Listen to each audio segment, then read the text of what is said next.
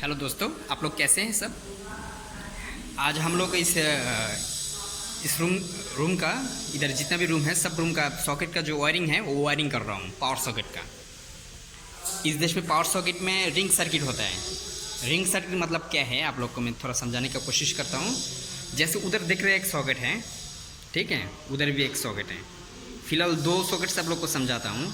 हम लोग क्या करता है, उधर से भी एक मेन 3 वायर, एक फेज़, एक न्यूट्रल, एक अर्थ खींच देता है डीबी में। इधर में आपका डीबी इंस्टॉल होगा, ठीक है। अभी डीबी इंस्टॉल नहीं हुआ, बाद में इधर में डीबी फिक्स कर दिया जाएगा, ठीक है। तो उधर से भी एक 3 वायर आता है, एक फेज़, एक न्यूट्रल, एक अर्थ, और उधर से भी एक फेज़, एक न्यूट्रल, एक अर्थ आएगा। टोटल इधर 6 वायर आएगा। देखिए इधर 2 फेज़, ठीक है, 2 न्यूट्रल और 2 अर्थ। ये फेज़, दोनों फेज़ क्या कर होगा, दोनों फेज़ एक ही साथ में एक ही ब्रेकर में कनेक्शन हो जाएगा, ठीक है, टर्मिनेशन हो जाएगा। और ये न्यूट्रल भी एक ही साथ में, इधर में सॉकेट में आपका आरसीसी भी देना पड़ता है, और आरसीसी में आप लोग जानते हैं जब फेज़ न्यूट्रल दोनों कनेक्शन होता है। ये न्यूट्रल भी, दोनों न्यूट्रल एक साथ में आरसीसी भी में टर्मिनेशन हो जाएगा, और ये दोनों अर्थ एक साथ में डीबी का जो बार बार है उसमें कनेक्शन हो जाएगा। तो रिंग सर्किट क्यों करता है, मान लीजिए दोनों सॉकेट का एक ही मेन है, ठीक है, एच ओ आर आई। अगर कभी भी वो बीच में क्या हुआ, पाइप ख़राब हो गया, पाइप में कोई प्रॉब्लम हो गया, वायर नहीं पुल कर सकता है, तो क्या होगा, इधर से भी एक पाइप डीबी में आया है, उधर से भी एक आया है, बीच में से अगर कोई प्रॉब्लम भी हो जाएगा तो एक तरफ से सप्लाई मिलता रहेगा, ठीक है।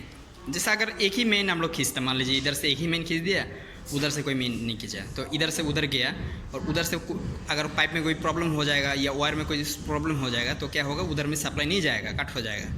और रिंग सर्किट होने से क्या होता है, चारों तरफ से घूम के पावर आता है। इधर में हम लोग क्या करते हैं, जैसे ऐसा जो सिंगल सॉकेट है, ऐसा सिंगल 8 पीस के लिए एक मेन डालता है, एक ही मेन होता है, ठीक है।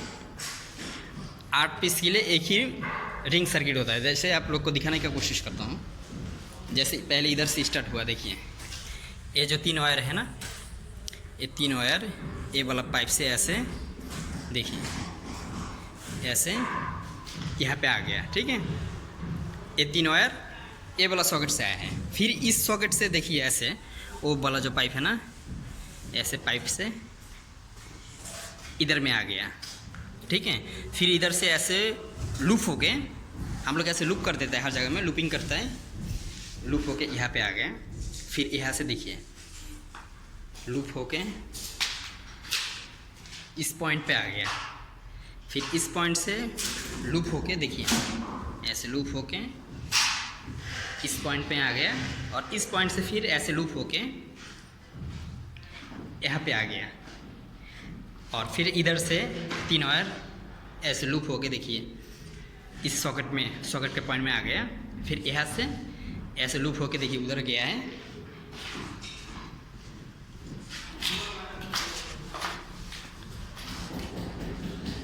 यहाँ से लूप होके इस सॉकेट में आ गया, इस सॉकेट के इस पॉइंट में आ गया, और फिर यहाँ से लूप होके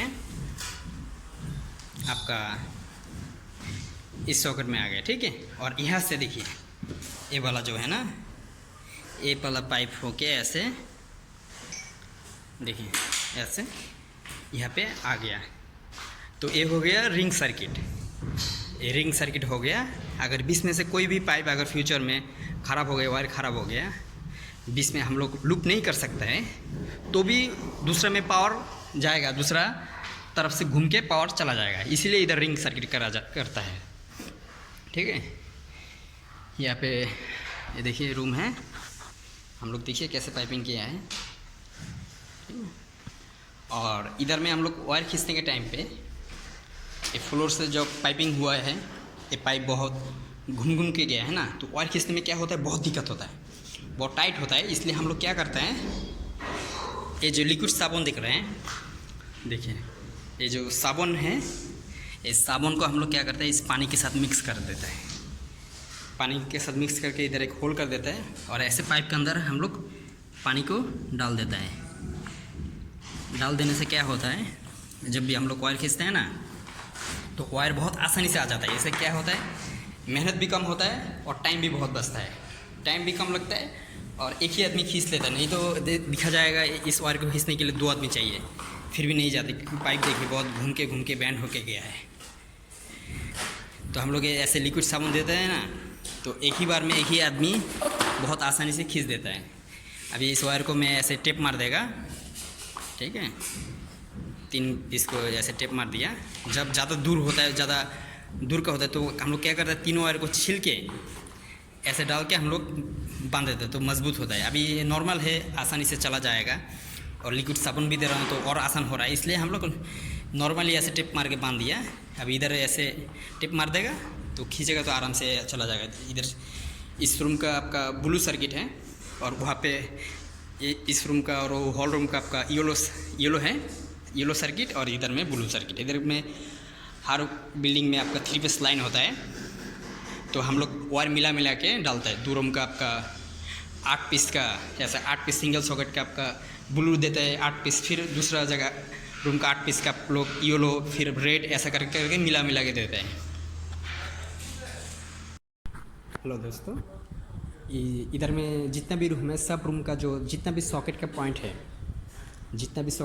सब में हम लोग वायरिंग कर दिया। ये देखिए, एक सर्किट का मेन है, 2 रिंग सर्किट है, ये भी एक रिंग सर्किट है, ये भी एक रिंग सर्किट है सॉकेट का, ठीक है। ये जो मिडिल ईस्ट कंट्री है कतर में, जितना भी सॉकेट का पावर का जितना भी पॉइंट है, सब फ्लोर से पाइपिंग होता है, फ्लोर से वायरिंग होता है। आप लोग देख सकते हैं इधर में हम लोग सब फ्लोर से पाइपिंग किया, फ्लोर से वायरिंग हो रहा है। कुछ दिन के बाद क्या होगा, इसके ऊपर मसाला डाल के इसके ऊपर टाइल्स या तो मार्बल लग जाएगा। जब टाइल्स या मार्बल लग जाएगा, तब अगर कोई भी पाइप ख़राब हो जाएगा तो हम लोग को डिस्टर्ब हो जाएगा, तो देखा जाएगा। हम लोग इधर पहले ही वायर पुलिंग कर दिया। कभी कभी देखा जाता है वायर नहीं रहता है तो पुलिंग नहीं कर सकते। जब मार्बल लगने के बाद या टाइल्स लगने के बाद हम लोग वायर पुलिंग करने जाता है, वायरिंग करने जाते हैं, तो कभी कभी बीच में एक पाइप ख़राब हो जाता है, तो हम लोग उसमें वायर लूप नहीं कर सकते। इसलिए रिंग सर्किट रहता है, तो चारों तरफ से घूम के पावर आता है। 2 मेन 6 वायर आता है घूम के, ये 3 जैसे घूम के गए, और ये 3 ऐसे चारों तरफ से ऐसे रिंग हो जाता है। तो कोई ना कोई तरफ से आपको सप्लाई मिल जाता है। और ऐसा जो दिख रहा है, इधर में सिंगल सॉकेट फिक्स होगा, सिंगल सॉकेट। ऐसा सिंगल सॉकेट है, तो टोटल हम लोग 8 पीस का एक रिंग सर्किट यूज़ करता है। अगर 8 से ज़्यादा होगा तो उसके लिए दूसरा मेन खींचना पड़ता है। और ये जो देख रहे हैं किचन रूम है, एक किचन रूम है। किचन रूम में देखिए, इधर में डबल बॉक्स है, इधर में डबल सॉकेट फिक्स होगा, ट्विन सॉकेट लगेगा। ऐसा डबल सॉकेट है, तो इसमें ऑलरेडी ऐसा है, तो हम लोग ज़्यादा से ज़्यादा ऐसा 5 पीस बॉक्स के लिए एक रिंग मेन खींचते हैं, वायरिंग करते हैं। जैसे देखिए इसमें 5 है, 1, उधर 2, 3, 4, 5। यहाँ से एक मेन चला गया डीबी में, और वहाँ से एक मेन चला गया। ये 6 वायर एक ही साथ में, एक ही RCCB बेकर में एक ही साथ में जुड़ जाएगा, एक ही बेकर में से सप्लाई आएगा रिंग होके, ठीक है। ऐसा डबल सॉकेट है, डबल सॉकेट का पॉइंट है, तो 4 या तो 5। 4 अच्छा है, कभी कभी हम लोग 5 यूज़ कर लेते हैं, लेकिन 5 से ज़्यादा होगा तो उसके लिए फिर नया करके दूसरा मेन डालना पड़ेगा। ऐसे वायरिंग होता है। और ये दिख रहे हैं, ये सिंगल पॉइंट है, ये वॉशिंग मशीन के लिए है। इसको वायर अभी तक नहीं खींचा, कल खींचेंगे हम लोग। और ये जो दिख रहे हैं, ये कुकर का पॉइंट है, ठीक। इधर कुकर का स्विच होगा, वहाँ पे कुकर का आउटलेट होगा। ये जो पाइप गया है डीबी में चला गया, ये पाइप से मेन इधर आएगा, स्विच में इन होगा, स्विच से आपका आउट होके उधर में वायर आएगा, और उधर में आउटलेट हम लोग फिक्स करेंगे। तो देखिए, इधर में जितना भी पावर पॉइंट है वो फ्लोर से वायरिंग होता है, और जो लाइट का पॉइंट है वो ऊपर से वायरिंग होता है। ये स्विच बोर्ड है, ये लाइट के लिए है, ये एग्जॉस्ट फैन के लिए है। देख सकते हैं लाइट का पॉइंट है, वो फायर का है लाल वाला, और ये लाइट का पॉइंट है। और जितने भी पावर पॉइंट है वो सब नीचे से वायरिंग होता है, सब नीचे से। तो उम्मीद करता हूँ आप लोग समझ गया जो रिंग सर्किट ये क्या है, रिंग सर्किट का वायरिंग कैसे होता है। इसका चारों तरफ से घूम के वायरिंग होता है, ठीक है। ऐसे मान लीजिए उधर से स्टार्ट हुआ, डीबी से 3 वायर उधर गया, बाद में लूप लूप होके लास्ट जो है टोटल 8 पीस का एक में 8 नंबर से और एक 3 वायर ऐसे डीबी में आ जाएगा। तो इधर टोटल 6 वायर हो गया, 2 फेस 2 न्यूट्रल 2 अर्थ। ये दोनों फेस दोनों न्यूट्रल एक साथ में एक ही ब्रेकर में कनेक्शन हो जाएगा, टर्मिनेशन हो जाएगा, और अर्थिंग बस बार में टर्मिनेशन हो जाएगा। ये दोनों ऐसे एक ही साथ में, वो मेरा जो डीवी ड्रेसिंग का वीडियो है उधर देखेंगे तो आपको देख सकते हैं। एक कोई भी ब्रेकर में ऐसे 2 वायर एक साथ में कनेक्शन किया, न्यूट्रल दोनों एक साथ में कनेक्शन किया RCCB में, वही सॉकेट के लिए हैं। और बाकी सब सिंगल है, जैसे लाइट का है सब सिंगल है। थैंक यू दोस्तों वीडियो देखने के लिए। ये जो हम लोग सॉकेट का जो वायरिंग कर रहे हैं, इस सॉकेट आपका 4 स्क्वायर मिलीमीटर का केबल है। देखिए इसमें लिखा है maximum conductor resistance at 20 degree Celsius 4.61 ओम पर किलोमीटर। ठीक है, पर किलोमीटर में आपका 4.61 ओम। ठीक है, करंट कैरिंग कैपेसिटी 29 एम्पियर। ठीक है, फ्लेक्सिबिलिटी क्लास 2। ये हम लोग का इधर में सॉकेट में 4 mm का वायर डालना पड़ता है। ठीक है, देखिए ये 4 mm का वायर है, और ये वाला 2.5 का वायर है। देखिए बताऊँ, यहाँ पे लिखा है, देखिए 2.5 बिल्डिंग वायर। देखिए इसके रेट 2.5 स्क्वायर मिलीमीटर। इसका आपका maximum conductor resistance at 20 degree Celsius 7.41 ohms kilometre पर किलोमीटर। ठीक है, करंट कैरिंग कैपेसिटी 21 एम्पियर। ये भी फ्लेक्सिबिलिटी क्लास 2।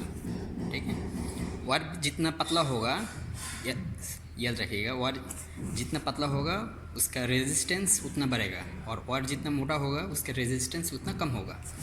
जैसे पहले वाला जो 4 mm का है, इसमें आप देखा था पर किलोमीटर में है 4.6 एम्पियर 61 एम्पियर 4.61 ओम पर किलोमीटर, और इसमें है 7.41 ओम पर kilometre. Heating resistant 70 degree Celsius. ये cable specially made for Qatar climate condition.